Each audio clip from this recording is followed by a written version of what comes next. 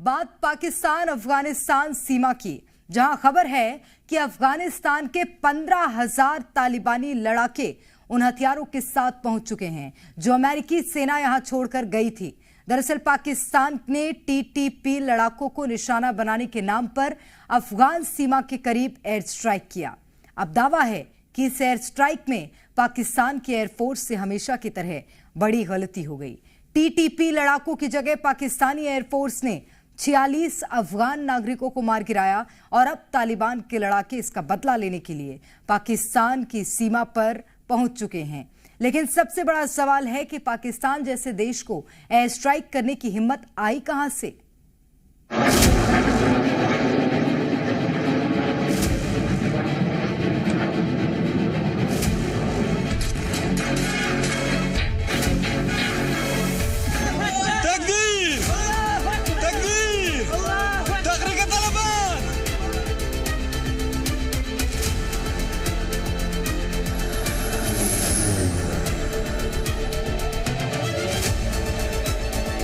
अब से कुछ घंटे पहले पाकिस्तान अफगानिस्तान सीमा से आई इन तस्वीरों को देखकर जनरल असीम मुनीर के हाथ पांव अभी से फूलने लगे।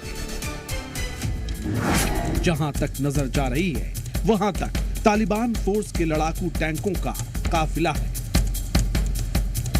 एक एक टैंक पर 10-10 तालिबान लड़ाके सवार हैं। सभी के हाथों में आधुनिक हथियार हैं।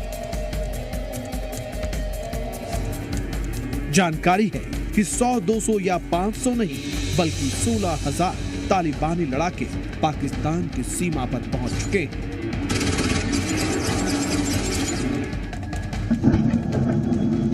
यही नहीं, तालिबान के लड़ाके रुक रुक कर पाकिस्तानी फोर्स को निशाना भी बना रहे हैं।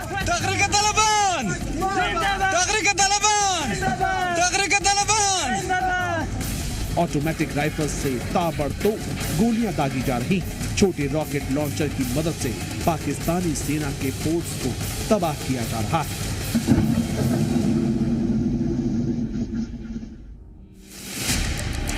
तालिबान फोर्सेस का ये रिटेलिएशन पाकिस्तानी आर्मी के उस एयर स्ट्राइक के बाद शुरू हुआ है जिसमें पाकिस्तान ने हमेशा की तरह आतंकियों के नाम पर सिविलियंस को टारगेट किया है।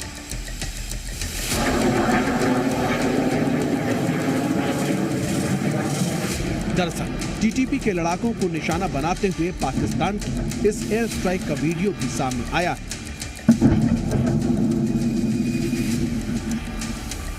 साथ ही सैटेलाइट से कुछ ऐसी तस्वीरें भी सामने आई हैं जिसमें अफगानिस्तान की जमीन पर हुए नुकसान को दिखाया गया है। पाकिस्तान का दावा है कि ये हमले टीटीपी के कैंपों पर किए गए। अफगानिस्तान के सीमावर्ती प्रांत में पाकिस्तानी सेना ने हवाई हमलों को अंजाम दिया जिसमें अब तक 46 लोगों की मौत हो गई है। मरने वालों की बड़ी संख्या में बच्चे और महिलाएं शामिल हैं।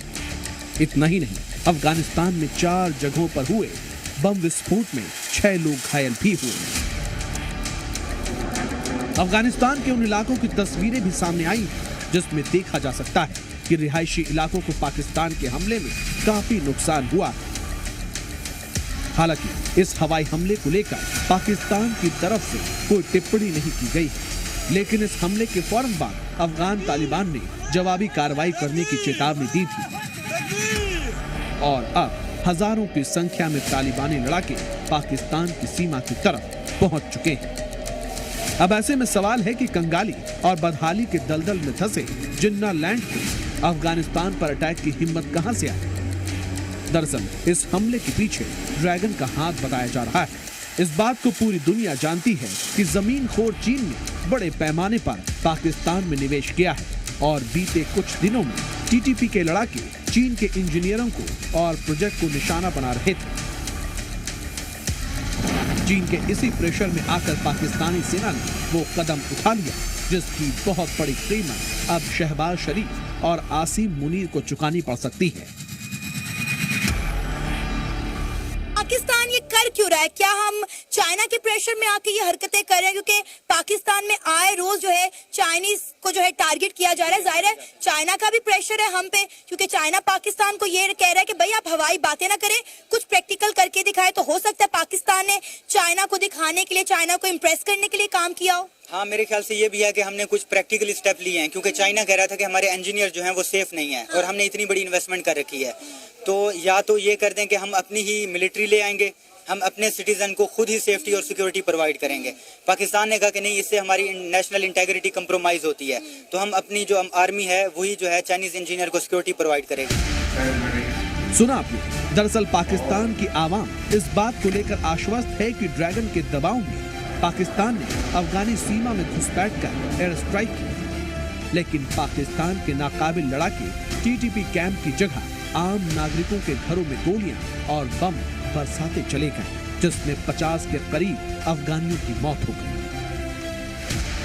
दरअसल आज पाकिस्तान जिस टीटीपी से परेशान है, उसके आकाओं को एक वक्त पाकिस्तान की ही तरफ से तैयार किया गया था और अब दशकों बाद पाकिस्तान अपने किए की सजा भुगतने को मजबूर है।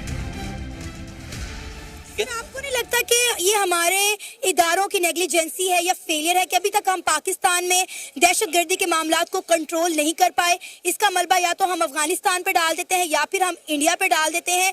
क्या वजह है कि पाकिस्तान में आज तक जो है हम दहशतगर्दी को कंट्रोल और ख़त्म नहीं कर पाए?